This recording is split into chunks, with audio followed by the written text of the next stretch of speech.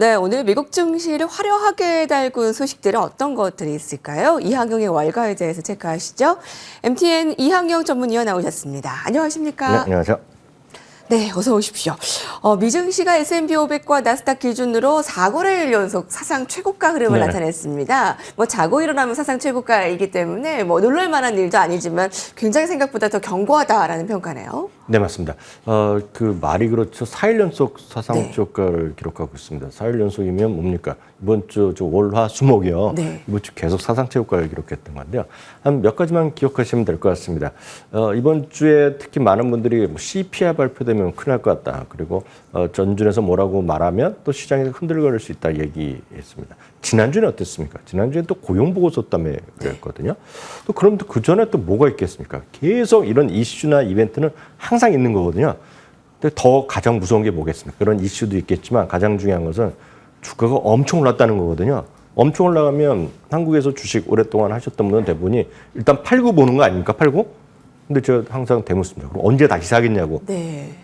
다시 못 사는 경우가 거의 대부분입니다. 솔직히 말씀드려서. 그래서 늘 말씀드리지만 주가나 이런 거에 너무 민감하고 어떤 재료, 뭐 이런 테마 이런 거에 너무 민감하기보다는 항상 본질에 집중하셔야 됩니다.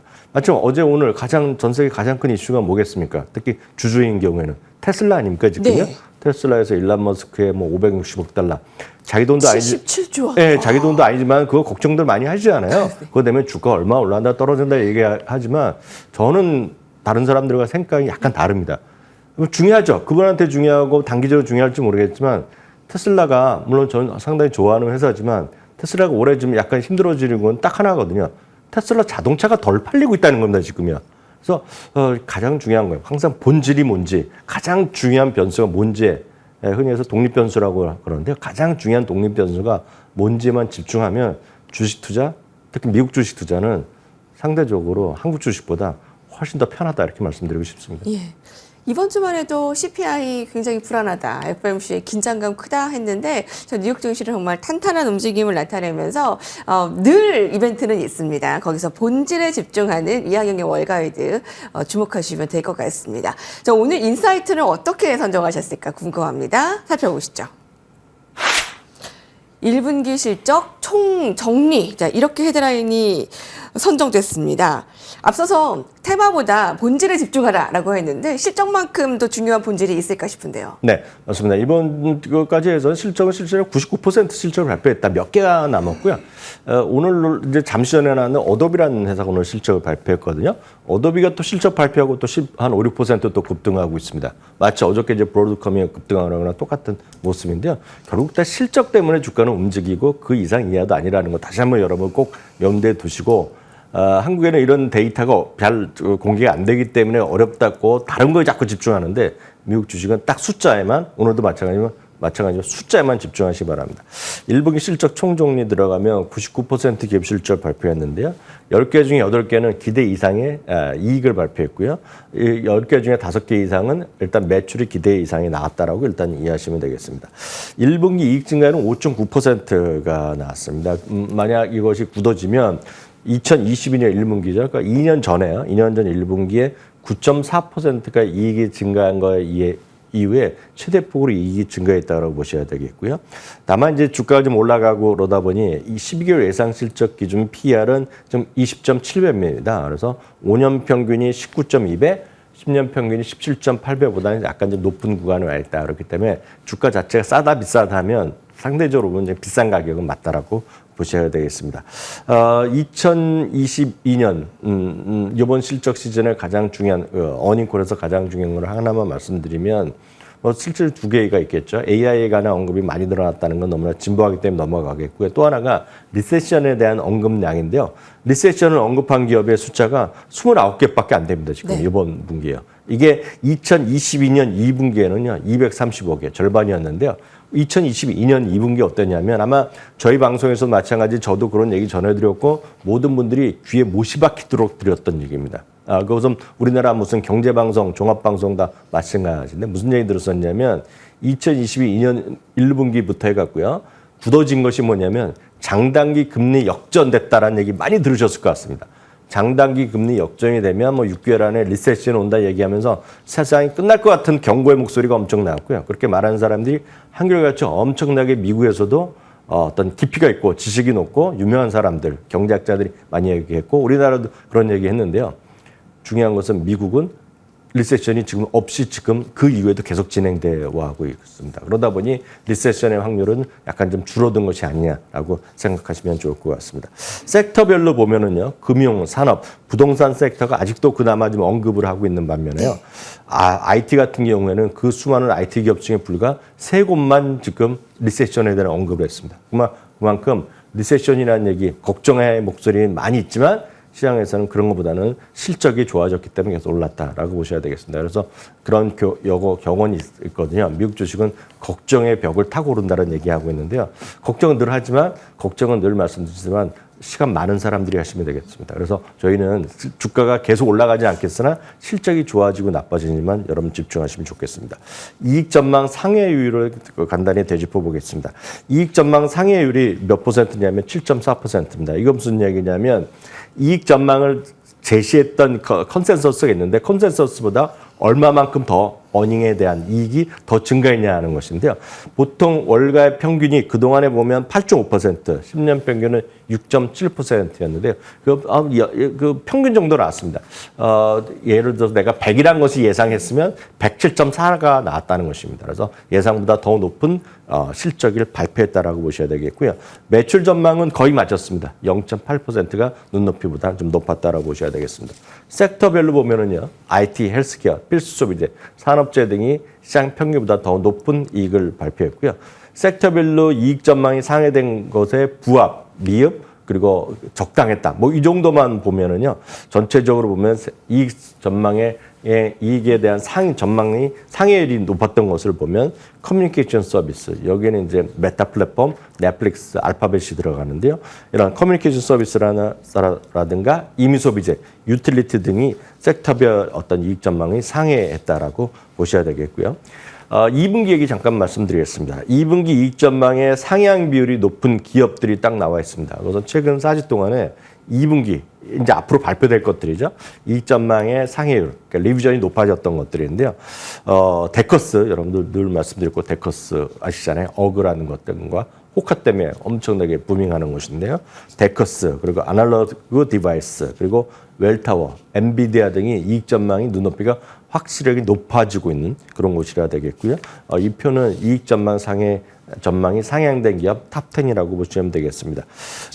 추세적으로 보면 S&P 500의 주당 이익이 금년치 그리고 내년치 그리고 최근 들어서는 2027년 그러니까 그 후년 내년이 아니라 후년까지에 대한 전망치가 나오겠는데요. 네. 참고적으로 2년 후죠. 2년 후에 지금 주당 이익은 315달러까지 나오고 있습니다. 그렇기 때문에 315달러의 현재 수준의 PR 20배, 2.7배인데 20배만 제시하더라도 6,200 정도가 쉽게 나오거든요. 그러니까 지금보다 주가는 당장 뭐 몇 달은 모르겠으나 내년까지 해서 주가는 더 추가적인 상승을 이어질 가능성이 내려갈 가능성보다 더 크다라고 보셔야 되겠습니다. 마지막으로 하나 더 말씀드립니다. 지금 왜 이렇게 시가총액 탑 플레이스 있는 것들이 계속 사상저고가에 가느냐. 오늘도 마찬가지 아닙니까? 마이크로소프트가 오늘 시가총액 2위로 내려갔었고요. 애플이 오늘 시가총액 1위로 들어섰고 엔비디아 오늘 많이 올랐지만 거의 붙어 있습니다. 1, 2, 3위가. 네. 근데 그 주식들이 다 사상저고가인 이유는 딱 하나밖에 없습니다.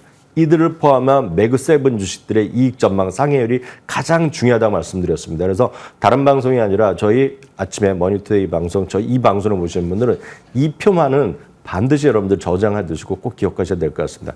S&P 500 중에서도 그 탑7의 이익 전망 상회율이 올해 4분기에 약간 멈칫할지 모르지만 절대 역전되는 것이 아니고 내년까지 S&P 500 중에서 7개 주식이 나머지 493개 주식보다 압도하는 이익 증가를 내년까지도 계속된다. 여러분들 빅테크 뭐 100% 할 필요 없지만 빅테크 비중을 여러분 줄이시면 안 될 것 같습니다. 마이크로소프트, 애플, 엔비디아 뭐가 좋다 하는 거는 사실 의미가 없겠네요. 지금 빅테크의 이익 상향률이 굉장히 높아지고 있습니다. 지금 보유하면 되겠고요. 비중을 빅테크에 좀 싣고 가는 전략 여전히 유효하겠습니다.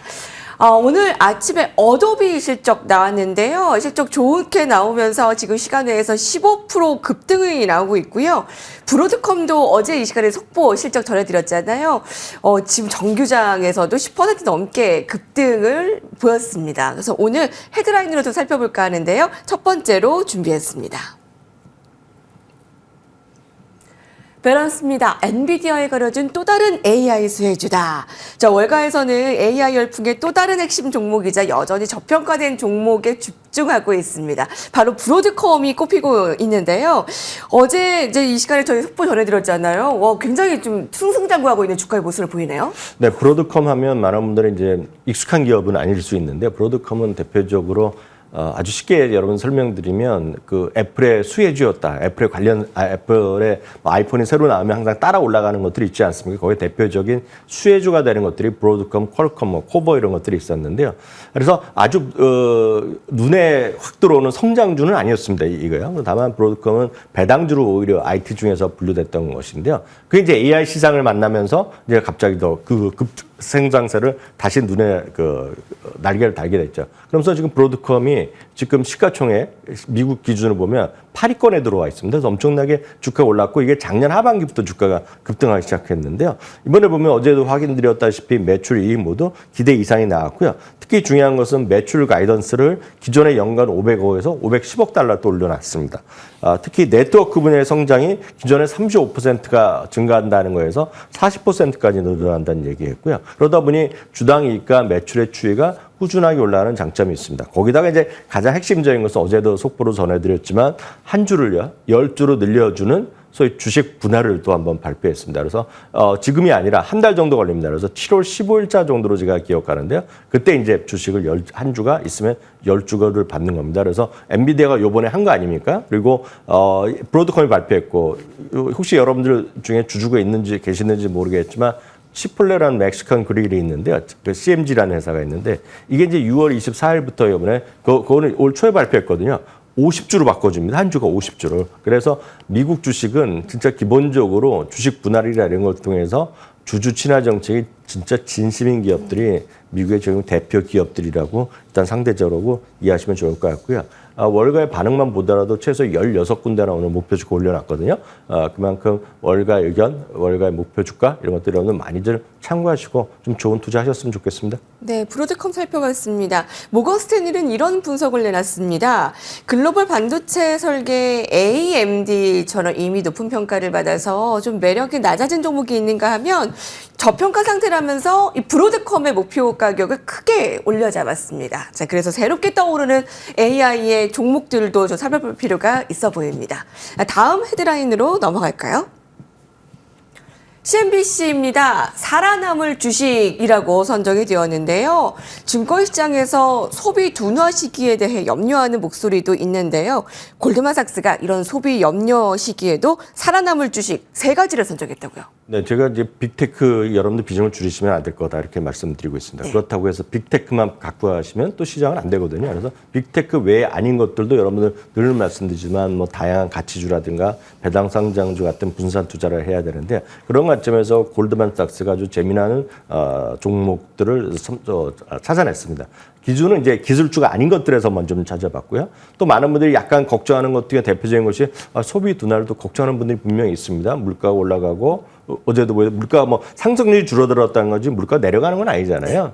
그리고 수입 자체가 그렇게 막 계속해서 늘어난 상황이 아닙니다. 아무리 미국이라 하더라도 상승률이 줄어들기 때문에 뭔가 그런 와중에서도 끝까지 살아남을 기업이 어디냐라는 관점입니다. 특히 신용카드 연체가 증가하고 있고 저축 레벨도 좀 감소하고 있기 때문에 그런 관점에서 이런 어려운 시기가 오더라도 살아남고 그만큼 가격 결정력을 여전히 갖고 있는 기업들이 어떤 것들이냐는 얘기를 하고 있는 거죠. 그렇게 해서 구체적으로 보면 어떤 현금 같은 것들이 상당히 지속적으로 증가할 수 있는 것들을 찾았는데 이 중에서 딱 3개를 아주 쉽게 뽑아냈습니다. 그중에 3개가 뭐냐면 가장 대표적인 것이 콜게이트 파머라이브라는 일반적인 가정용품, 세제용품 이런 것들을 만드는 회사가 되겠고요. 대표적으로 많은 분들 아시는 분은 콜게이트 치약이 바로 그 회사라고 보셔야 되겠고요. 두 번째는 월마트입니다. 월마트랑 코스트코는 뭐 계속 사상체육과 수준이라고 보셔야 되겠는데요. 월마트도 거기에 해당되겠고요. 로얄 캐리비안입니다. 대표적인 크루즈 선사인데요. 이런 3종목을 주목할 만한 주식으로 제시하고 있다는 거 참고하시면 좋겠습니다. 네, 세 가지 꼽아봤습니다. 빅테크의 비중을 크게 가지고 가는 건 맞는데 나머지 비중 어떻게 채울까 하시는 분들 참고하시면 좋을 것 같네요. 예, 마지막입니다. 마켓워치에서는 오늘 이 뉴스를 헤드라인으로 담았습니다. 위험도도 같이 낮추자. 위험도를 낮추는 전략 그 중에 하나가 뭐 배당주가 있을 텐데요. 근데 이렇게 시장이 좋은데 방어만 되면 안 되겠죠. 성장도 하면서 배당률도 높은 기업이 좋지 않겠습니까? 바로 그겁니다. 말씀드렸다시피 여러 가지 방법이 있습니다.